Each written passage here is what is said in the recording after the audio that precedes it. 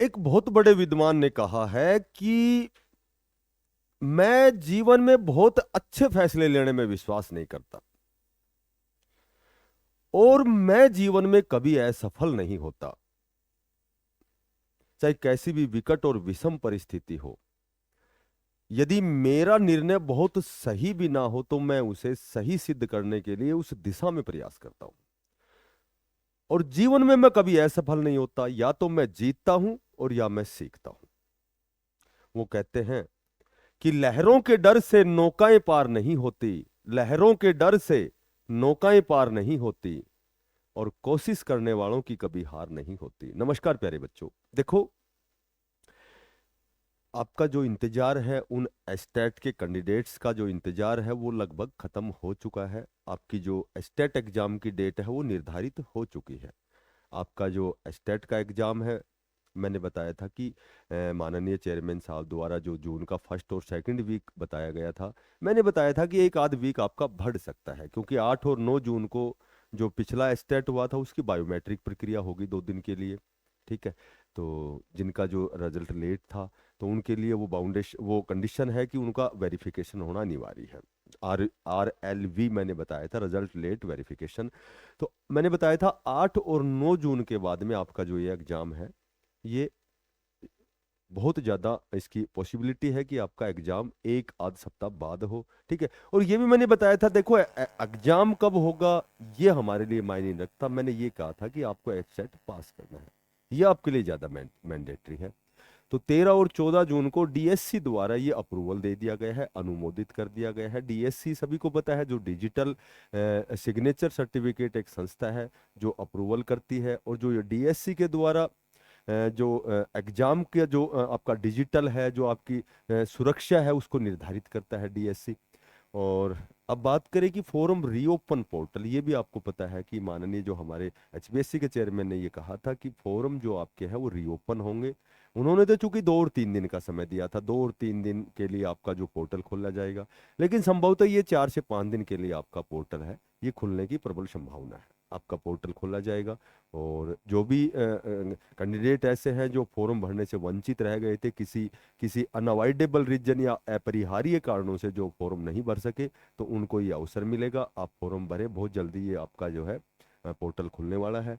बात करें कि ये एस्टेट आपके लिए अनिवार्य क्यों है, मैंडेटरी क्यों है। बहुत ही अनिवार्य दस्तावेज होता है कि जब हम इस शिक्षा विभाग की ओर से, या फिर मैं कहूँ कि जब आप एक शिक्षक बनना चाहते हैं, एक राष्ट्र का निर्माण करना चाहते हैं, तो आपको ये जो एस्टेट की जो सर्टिफिकेट है, ये महत्वपूर्ण आपका जो है डॉक्यूमेंट्स होता है, दस्तावेज होता है। इसी की एवेज में आप जो है वो फॉर्म को फिलअप करते हैं और फॉर्म भरते हैं।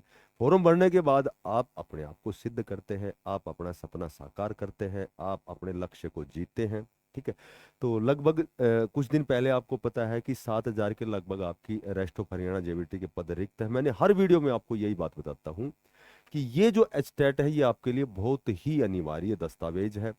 एस्टेट एस्टेट पास करने के, इसी एस्टेट के एग्जाम के बाद, उसके परिणाम के बाद आपकी रेस्ट ऑफ हरियाणा जेबीटी की जो है वो भर्ती आएगी। और मैं ऐसा इसलिए कह रहा हूँ क्योंकि जो आपके हरियाणा कौशल रोजगार निगम के तहत जो शॉर्टलिस्ट के मैसेज आने थे उन पर स्टे लगाया हुआ है। और ये जो आपका एस्टेट का एग्जाम होगा, जो पहली जो आपकी इस दिशा में जो भर्ती आएगी, टीजीटी पीजीटी जेबीटी, जो भी किसी प्रकार की जो भर्तियां हैं, उसमें जेबीटी रेस्ट ऑफ हरियाणा की सबसे पहले आपकी भर्ती आएगी। और वो इसलिए आएगी कि रेस्ट ऑफ हरियाणा जेबीटी की भर्ती आई लगभग 13 से 14 साल हो गई है। ठीक है, और मैंने यदा कदा आपको ये भी बताया है कि अब की बार आपकी जो जेबीटी की जो भर्ती आएगी उसमें 7,000 से प्लस जो पद हैं आपके रिक्त हैं।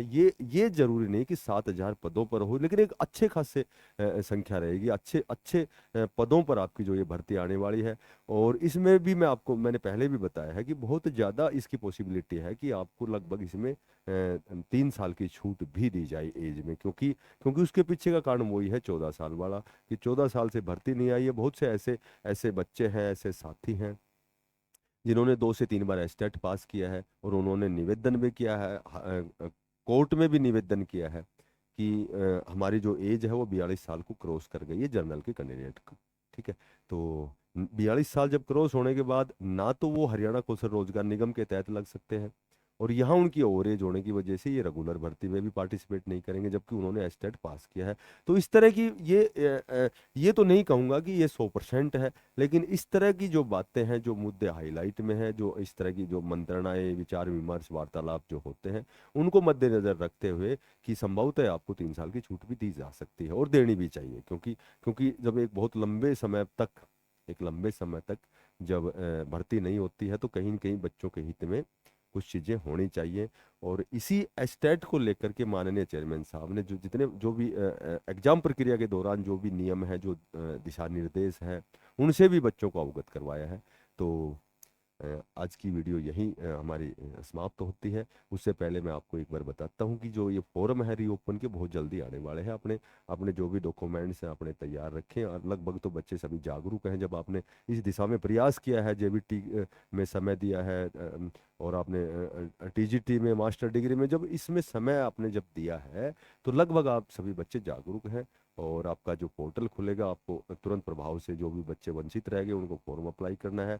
और सबसे बड़ी बात यह है कि आपको अब 13 और 14 जून तक संबंधित जो भी आपका एग्जाम है, लेवल 1 है, 2 है, 3 है, तो आप अपना प्रयास अब जोर शोर से करें, क्योंकि अब छुट्टियां स्टार्ट हो चुकी हैं।